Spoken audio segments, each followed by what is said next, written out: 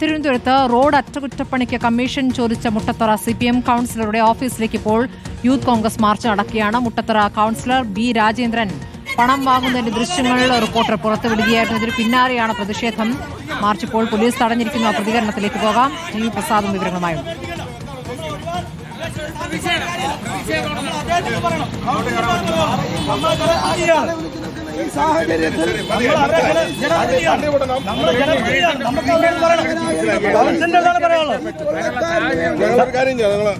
നമ്മളെ സാറിന്റെ അടുത്ത് പറയേണ്ട കാര്യമില്ല.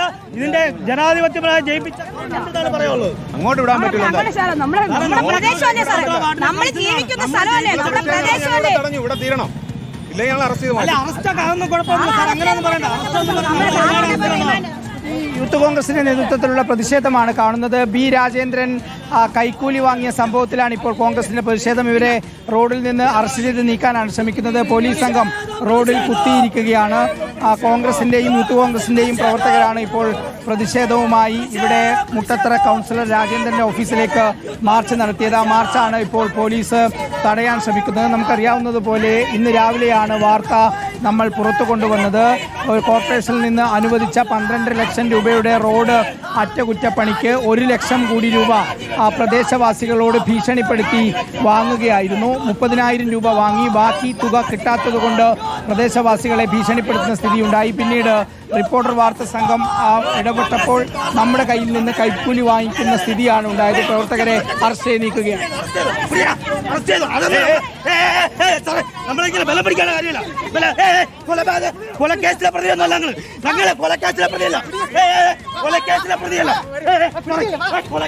പ്രവർത്തകരെ അറസ്റ്റ് ചെയ്ത് നീക്കുകയാണ്.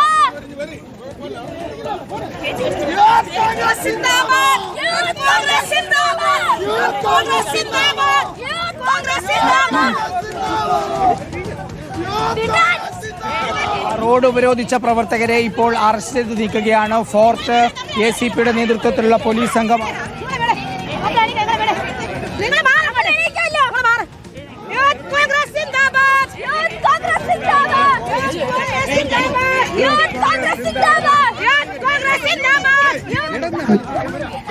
പ്രതിഷേധക്കാരെ അറസ്റ്റ് ചെയ്ത് നീക്കാനുള്ള ശ്രമം അവിടെ നടക്കുന്നു. പ്രതിഷേധക്കാർ വഴങ്ങുന്നില്ല. CPM കൗൺസിലറുടെ ഓഫീസിലേക്കാണ് മാർച്ച്. പ്രസാദ്, റോഡ് അറ്റകുറ്റപ്പണിക്ക് 1 ലക്ഷമാണോ കൈക്കൂലി ചോദിച്ചിരുന്നത്? അതിൽ പ്രസാദ് 5000 രൂപ റോഡിലിറങ്ങി നടക്കാൻ അനുവദിക്കൂല. ഇപ്പോൾ മാർച്ച് പാർട്ടി ഓഫീസിലേക്ക് മാത്രമാണ്. ഇനി അദ്ദേഹത്തിന്റെ വീട്ടിലേക്ക് മാർച്ച് നടത്തും. കമ്മ്യൂണിസ്റ്റ് പാർട്ടി ഇതിനെതിരെ നടപടിയെടുക്കുമെന്ന് ഞങ്ങൾ പ്രതീക്ഷിക്കുന്നു. കൗൺസിലെ പുറത്താക്കും വരെ പ്രതിഷേധം തുടരുമെന്നാണ് ഇവർ ആവശ്യപ്പെടുന്നത്. പ്രസാദ് പറഞ്ഞോളൂ. പ്രസാദ്, ഈ 1 ലക്ഷമാണോ കൈക്കൂലി ചോദിച്ചത്? അതിൽ 5000 പ്രസാദ് മാസ്ക് ഒക്കെ ഇട്ട് നൽകുന്നു. പ്രസാദിനെ തിരിച്ചറിഞ്ഞിട്ടുമില്ല, അത് വാങ്ങുന്നുണ്ട് അയാൾ.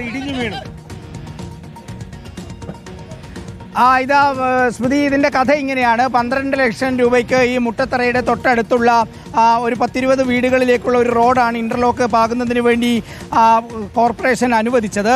അങ്ങനെ അനുവദിച്ചതിന് പിന്നാലെയാണ് പ്രദേശവാസികളിൽ നിന്ന് 1 ലക്ഷം രൂപ അതിനെ തനിക്ക് അനുവദിക്കണം, തനിക്ക് തരണം എന്ന് പറഞ്ഞ് കൗൺസിലർ സമീപിക്കുന്നത്. അങ്ങനെ അവർ ഗത്യന്തരമില്ലാതെ 30,000 രൂപ കൊടുക്കുകയും ചെയ്തു. ബാക്കി 70,000 രൂപയ്ക്ക് വേണ്ടിയാണ് ഈ പ്രദേശവാസികളെ ഭീഷണിപ്പെടുത്തുന്ന നിലയിലേക്ക് കാര്യങ്ങൾ വന്നത്. അതിൻ്റെ ഓഡിയോ സന്ദേശം ഉൾപ്പെടെ നമുക്ക് കിട്ടി. അങ്ങനെയാണ് നമ്മൾ കൗൺസിലറെ വിളിക്കുന്നത്. അവിടുത്തെ ഒരു പ്രദേശവാസി പേരൂർക്കട സുരേഷ് എന്ന വ്യാജേനയാണ് നമ്മൾ വിളിക്കുന്നത്. അങ്ങനെ വിളിച്ച സമയത്ത് എത്രയും പെട്ടെന്ന് ബാക്കി പണം തരണം എന്ന് നമ്മളോട് ആവശ്യപ്പെടുകയായിരുന്നു. അങ്ങനെ അവിടുത്തെ ഒരു ഭൂ ഉടമ എന്ന നിലയിലാണ് ഇന്നലെ വൈകിട്ട് ഈ കൗൺസിലറായ ബി രാജേന്ദ്രന് പണം കൊടുക്കാൻ വേണ്ടി നമ്മൾ തയ്യാറാകുന്നത്. അവിടുത്തെ ഒരു ഭൂവുടമ എന്ന നിലയിൽ 5000 രൂപ കൊടുത്ത സമയത്ത് അത് സന്തോഷത്തോടെ വാങ്ങുകയും എത്രയും പെട്ടെന്ന് ബാക്കി 45,000 രൂപ തരണം എന്ന് ആവശ്യപ്പെടുകയുമായിരുന്നു കൗൺസിലർ. പിന്നീട് ഇന്ന് കൗൺസിലർ നമ്മുടെ കോഫി വിത്ത് അരുണിൽ വന്ന സമയത്ത് തെറ്റുപറ്റിപ്പോയി ക്ഷമിക്കണമെന്നും ഒപ്പം മണലടിക്കുന്നതിന് വേണ്ടിയാണ് പണം വാങ്ങിയത് എന്നാണ് പറയുന്നത്. സാധാരണ ഇത്തരം ജോലികളിൽ പ്രദേശവാസികളിൽ നിന്ന് പണം പിരിച്ചിട്ടല്ല ചെയ്യാറ്. സാധാരണഗതിയിൽ ടെൻഡറിൽ കൂടുതൽ അല്ലെങ്കിൽ എസ്റ്റിമേറ്റിൽ കൂടുതൽ എമൗണ്ട് ആയിക്കഴിഞ്ഞാൽ ആ എസ്റ്റിമേറ്റ് റിവൈസ് ചെയ്യാനുള്ള അധികാരമുണ്ട്. കൂടുതൽ പണം അത് കരാറുകാരന് കൊടുക്കുകയും ചെയ്യും. പക്ഷേ മണ്ണിന് വേണ്ടിയാണ് എന്ന വ്യാജേനയാണ് ഇന്ന് നമ്മളോട് രാജേന്ദ്രൻ സംസാരിച്ചത്. പക്ഷെ മണ്ണിൻ്റെ കാര്യമൊന്നുമല്ല നമ്മളോട് നേരിട്ട് സംസാരിച്ചത് എന്ന കാര്യം ദൃശ്യങ്ങൾ കണ്ടാൽ വ്യക്തമാണ്. ഒരു കാര്യം ഉറപ്പാണ്, നേരത്തെയും ഇതുപോലെ ഒരുപാട് വിവാദങ്ങളിൽപ്പെട്ടിട്ടുണ്ട് രാജേന്ദ്രൻ. ഇവിടുത്തെ CPIM പ്രാദേശിക നേതാവാണ്, CPIM കൗൺസിലറാണ്. പാർട്ടി പറഞ്ഞാൽ നിൽക്കാത്ത ഒരാളാണ് രാജേന്ദ്രൻ എന്നാണ് ശരി, പാർട്ടി അതിൽ ഇനി എന്ത് തീരുമാനമാണ് എടുക്കുന്നത് എന്നാണ് അറിയേണ്ടത്. പണം എണ്ണി വാങ്ങുന്ന ദൃശ്യങ്ങൾ ഇതാ പൊതുജനം കണ്ടു കഴിഞ്ഞു.